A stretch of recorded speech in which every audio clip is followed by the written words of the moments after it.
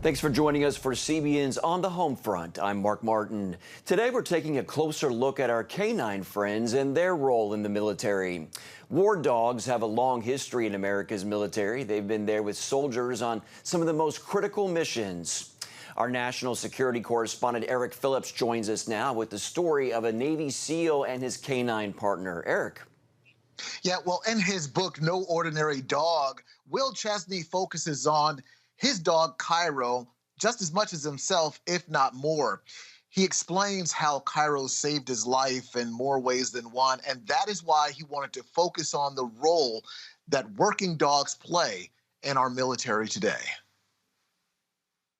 I don't like talking about myself, but I'll talk about Cairo. He's pretty easy to talk about. 36-year-old retired Navy SEAL Will Chesney says he's always had a love for dogs and knew as a teenager he wanted to be a Navy SEAL. It wasn't until years later, after achieving that goal, that his two loves came together after hearing the testimonials of military dog handlers. Raise your hand if a dog's ever saved your life, and everybody's hand just went up pretty much. The first time I met Cairo was at Dam Neck at the training facility. And I remember him coming out towards the bunkers that we were working on, and he was a good-looking, laid-back, calm dog. He had a great bite. He was a really good worker. I got pretty lucky getting him. Non-stop training built trust, relationship, and a deep dedication. We asked these dogs to do some pretty dangerous stuff.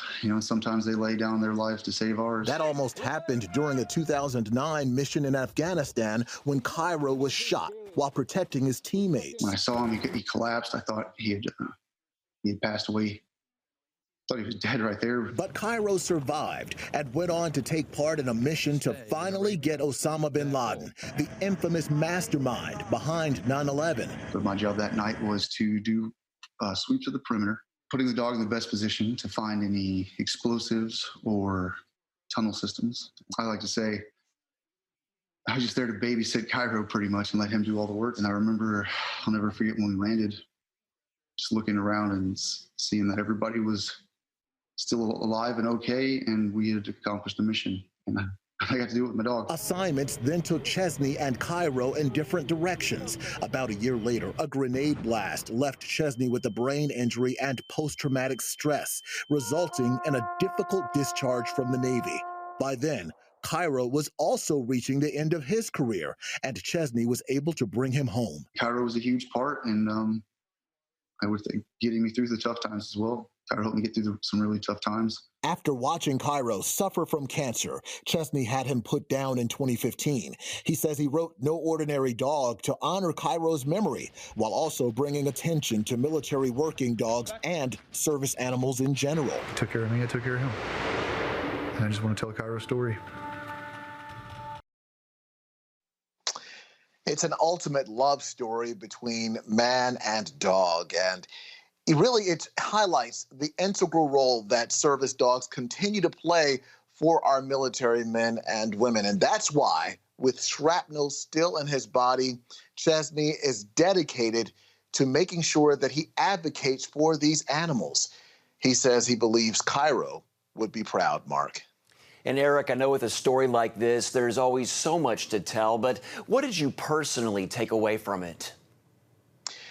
It was really just a feeling of how much there was dedication and how much love there was between Will Chesney and Cairo. Having an opportunity to talk to Will about how he and Cairo did everything together. It wasn't just performing these missions together. There's a trust and a love that is developed over the course of time, both when you're working and when you're not working.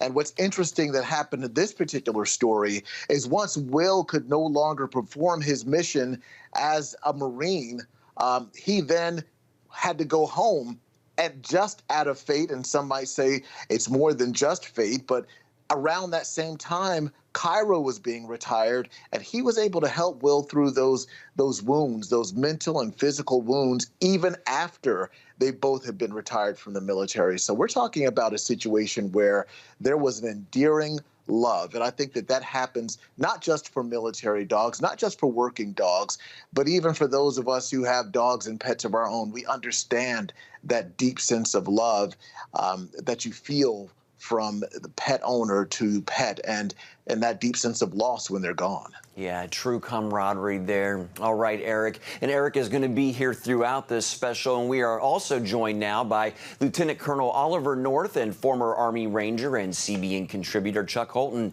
Gentlemen, welcome. We're honored to have you on the show with us today. Glad to be here. Good to be with you, Mark. Thanks. Colonel North, when you see stories like that, what are your thoughts?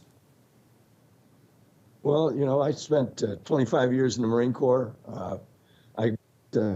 To cover 18 years of this war for Fox News. I don't think I've been on a single deployment in all of those years that we didn't have a war dog with us.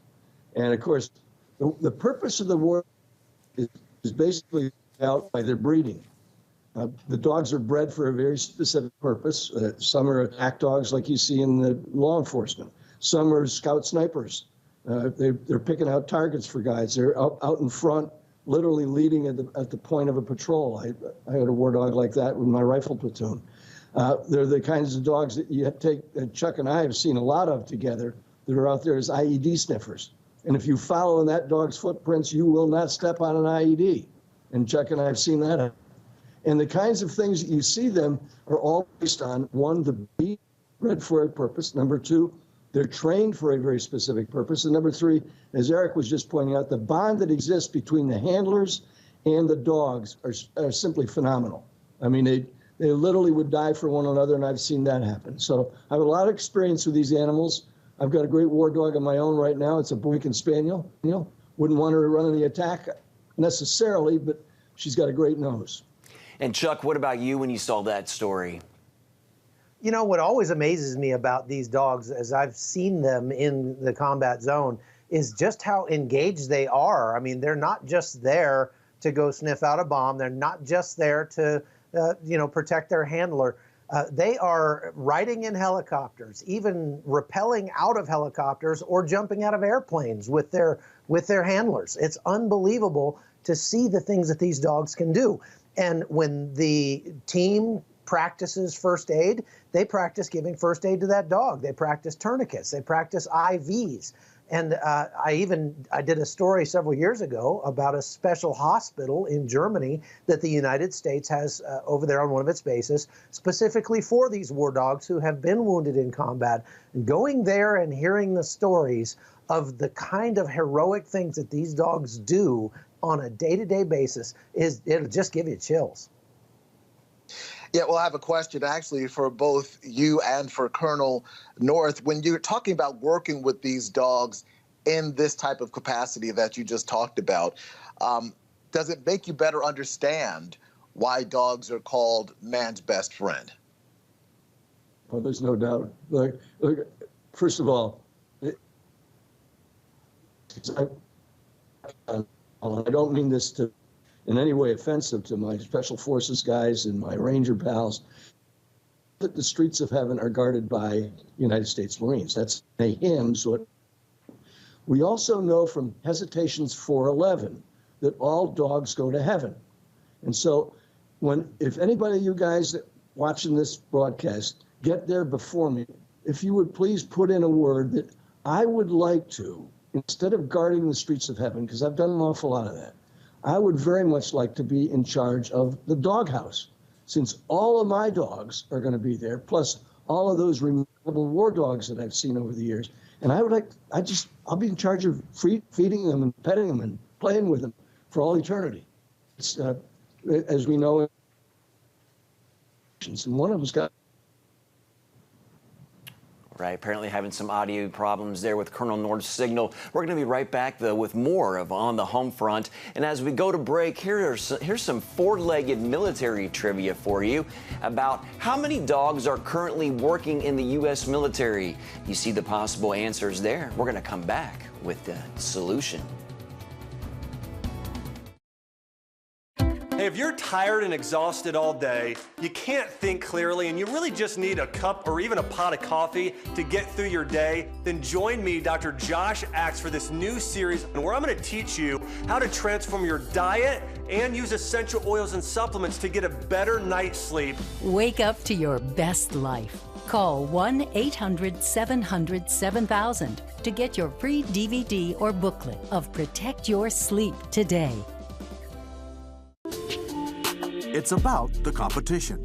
I kind of put that pressure on myself, and I think people had expectations. It's about overcoming. We use this phrase all the time, keep chopping, keep practicing hard. It's about going the distance. I think as a father, it's my job, to lead. Just be the best husband and father I can be. Watch Going the Distance with Sean Brown Saturday night at 7:30 on the CBN News Channel. Orphans Promise is committed to loving and serving at-risk children, to helping keep families together, and to creating opportunities for strong and sustainable communities around the world. We're working in over 60 countries around the world, and with your help, we can do even more. There's an old African proverb I love that says, if you want to run fast, run alone. But if you want to run far, run together. At Orphans Promise, we want to run far so we can touch the lives of as many orphaned and vulnerable children as possible. But we don't want to go alone. We're out to change the world, one child, one family, one community at a time. Will you join us?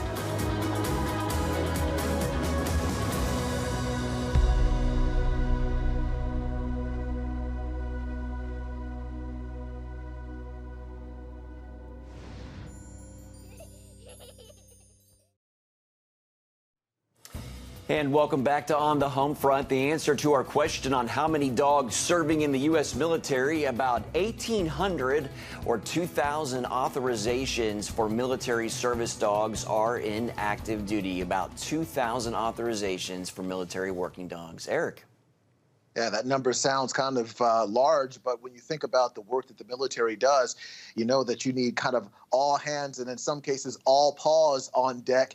I want to make a correction, though. I did say in the last section that Will Chesney was a Marine. In fact, he was a Navy SEAL. I'm sure that our Marines also find great solace in the help they get from working dogs as well. But Will Chesney was a Navy SEAL. But Colonel North, does it surprise you that number of dogs that we find that are in the military? Does the number that Mark just mentioned surprise you? Oh, no, not at all. And every deployed Marine unit has a scout. Well, every single Marine unit that deploys takes with them a dog, at least one. And if it's a larger unit, when the 5th Marines was in the attack from Kuwait all the way to Baghdad, they had at least a dozen with them.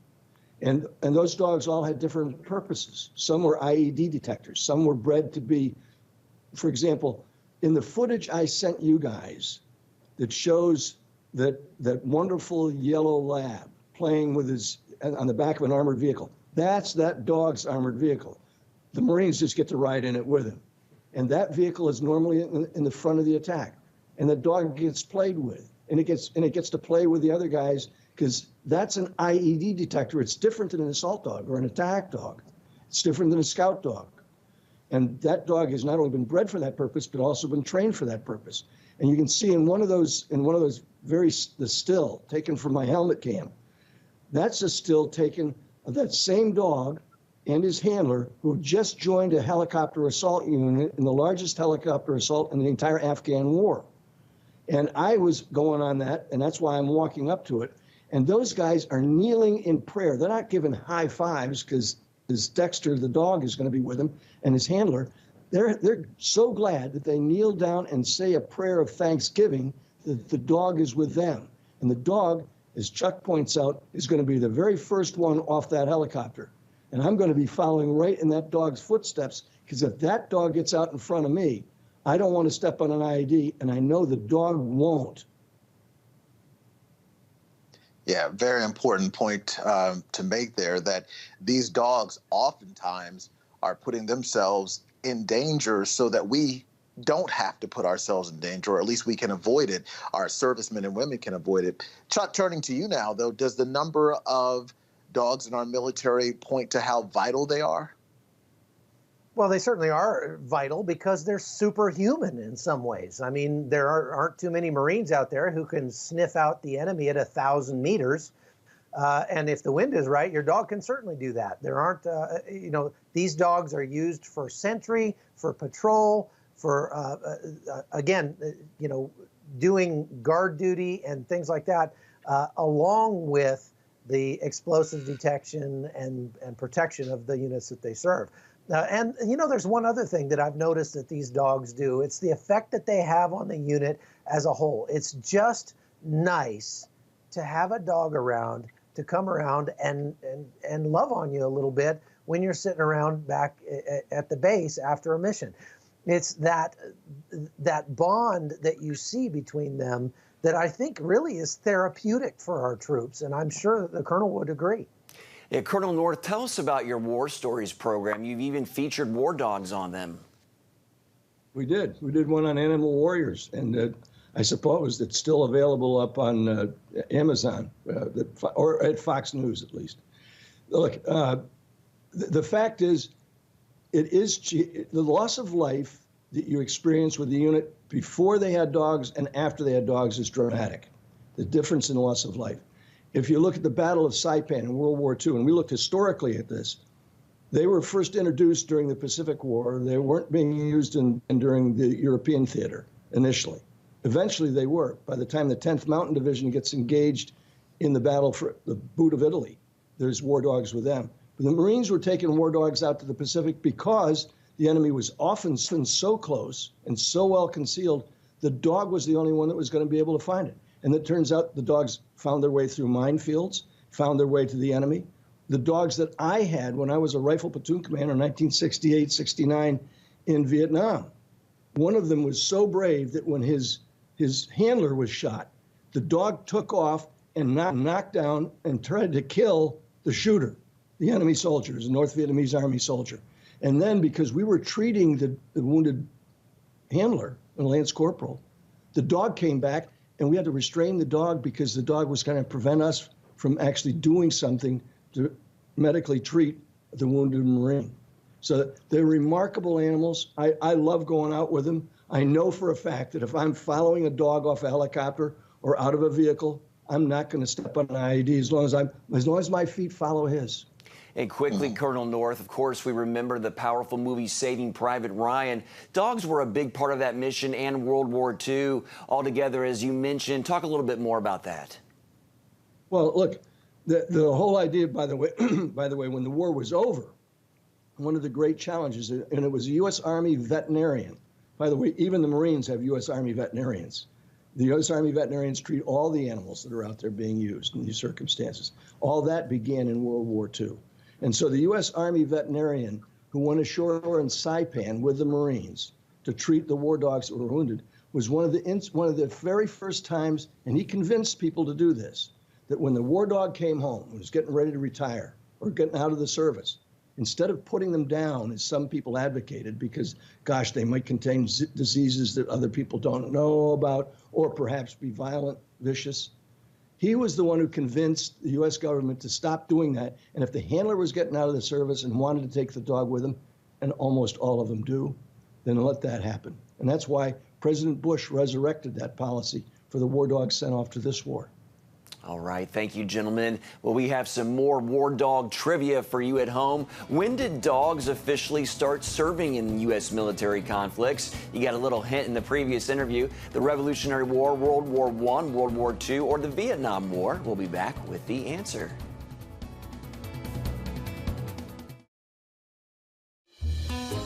Daddy? Yeah, buddy? How many nickels are in a dollar? There are 20 nickels in a dollar. How do birds fly? Does milk really make my bones stronger? Yeah. Daddy, when we die, will we go to heaven? Do you have the answer to life's biggest question? Call the 700 Club. We'll help you find answers to the important questions life brings your way. Watch breaking news, in-depth exclusive stories and programs from health to entertainment you won't find anywhere else. The CBN News Channel, a perspective you can trust. Enjoy credible news reporting from around the world. Discover inspiring programs and stories of hope, all in one place from a Christian perspective. The CBN News Channel, a perspective you can trust. To watch the CBN News Channel, download the app or visit cbnnewschannel.com.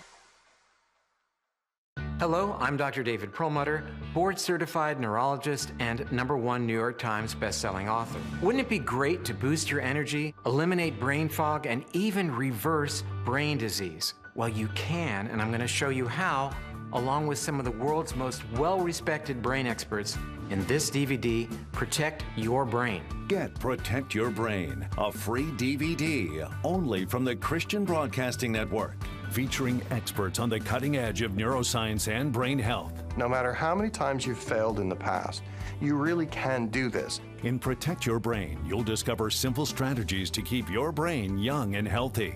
Improve your memory. Discover the gut-brain connection. In Protect Your Brain, get your free copy at CBN.com or call 1-800-700-7000. If you want to improve the quality of your life, get the DVD Protect Your Brain and get it today. The answer to our last trivia question is World War II. Dogs have fought in every conflict since the Revolutionary War, but did not officially become part of the armed forces until World War II. We are back now with my co-host Eric Phillips, Lieutenant Colonel Oliver North, and CBN News contributor and former Army Ranger Chuck Holton. Gentlemen, a lot of movies out there, many of them based on true stories like Megan Levy and Max. Let's talk about them. Colonel North, we see in Megan Levy's story just how much these war dogs can change a soldier's life for the better. Elaborate on that. Well, let me just, because we only have a little bit of time left, let me just play the trivia game with you all. What is the most famous war dog who's killed a terrorist in recent days? Anybody remember his name? You got me. I don't know. Al-Baghdadi, hunted down by Conan, yes, the war dog. Wow. Yeah. I couldn't remember his name, but I do remember that. Yeah. There'll be a great movie about that, But talk a little bit too. about how dogs make lives better for soldiers. Well, because it brings a touch of home. I mean, the fact is, almost everybody knows somebody, or they themselves have a dog at home. It brings you that connection to something with whom you can feel great affection, and it's going to help you every day on the battlefield. And sometimes you get to play baseball with them because they'll go retrieve the ball that went over your head. All that kind of stuff. It's very important to the morale of the troops. And Eric, you had a question? Yeah, well, the movie Max, when we were talking about all these different movies that were made about military dogs, the movie Max talks about how a handler was killed and the stress that had on that dog. And Chuck, the fact of the matter is, combat is tough on the animals as well, right? Well, of course it is, but these dogs are so loyal and so pure-hearted that they will do anything in order to protect their handler and stay with their team. Now, I've seen, like I said, it's amazing to me. If you imagine how sensitive a dog's hearing is, for a dog to get on a helicopter, this screaming machine that's going to lift up into the air and fly away, that is not natural. There are very few animals that would willingly do that. But I've seen dogs do it all the time because my handler got on that screaming machine, so I'm going to get on there too. Wow. All right, we're going to leave it right there in this block, but don't go anywhere. We have more of On the Home Front after the break, but we do have another trivia question for you. Where do almost all military working dogs receive their training? See the options there? Your answer is next.